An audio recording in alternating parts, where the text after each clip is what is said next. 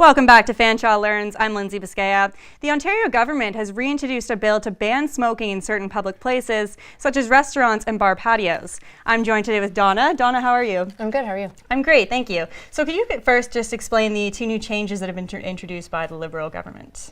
So the changes to the regulations of the Smoke-Free Ontario Act will mean as of January 1st, you will not be able to smoke on bar and restaurant patios.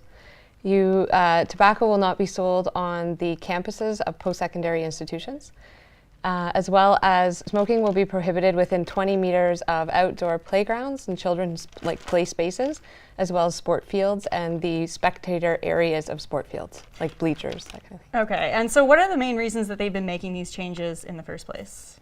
It's to further protect the health of Ontarians. So the Smoke-Free Ontario Act is an important piece of legislation for our provincial government. We are trying to obtain the lowest smoking rate in Canada because we know that tobacco is the only substance that when used as directed will kill 50% of its users.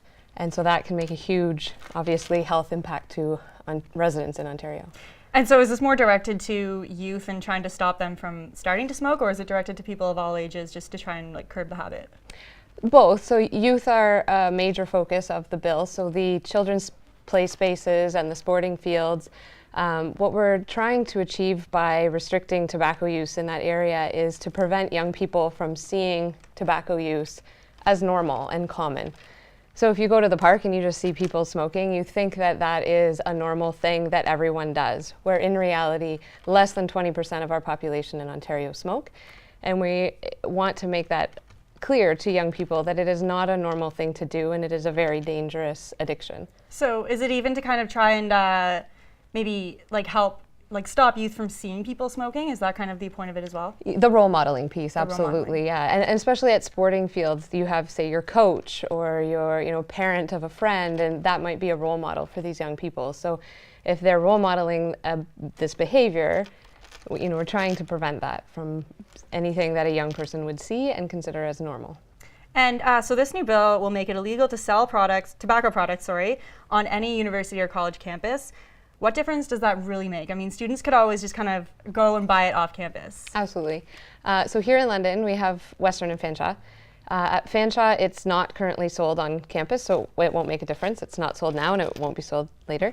At Western, it is sold at their grad club, and so that will stop as of January 1st.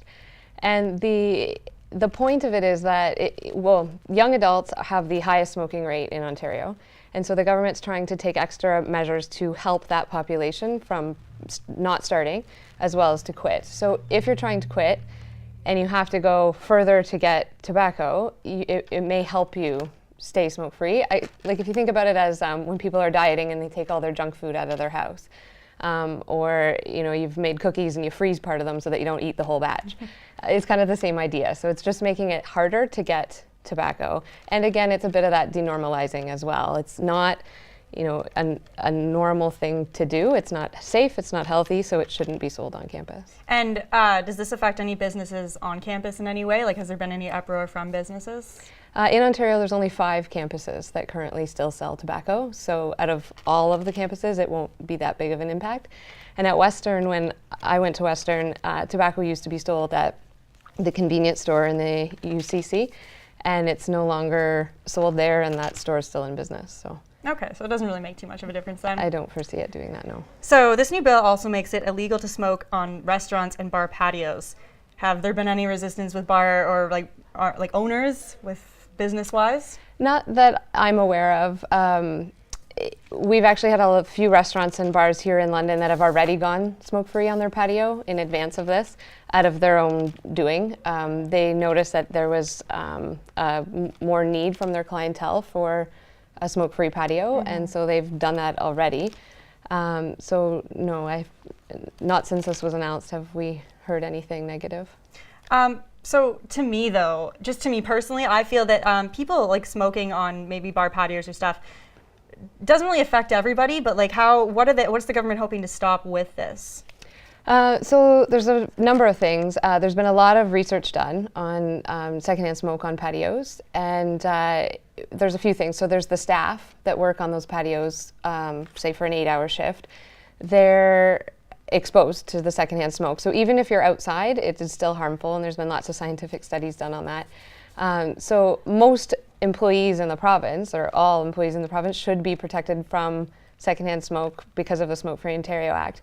But bar and restaurant patios was a bit of a loophole there, and it wasn't fair for those employees, especially waitresses who are pregnant and still being exposed to that secondhand smoke. So it'll provide that protection for them as well, like any other employee in the province. So that's important. It's the children's role modeling piece again. So in the summer, you have families out on a patio, and the secondhand smoke for all of the non-smokers on the patio. And then there's also been research done, it's kind of taking it a step further, but it's called third-hand smoke. So when a waitress or waiter comes outside, the tray that maybe they're carrying, their clothes, their hair, all absorb the tobacco, and then they come in, like in the restaurant, and then there's the off-gassing of the chemicals. And so there's been a lot of research done on the inside of the restaurant should be tobacco-free, but we're still seeing high levels of tobacco smoke inside because of the people coming in and out from outdoors. That's very interesting. I actually did not know about the third-hand smoke. Unfortunately, that's all the time we have, so thank you so much for joining us. You're watching Fanshawe Learns. We'll be back right after this.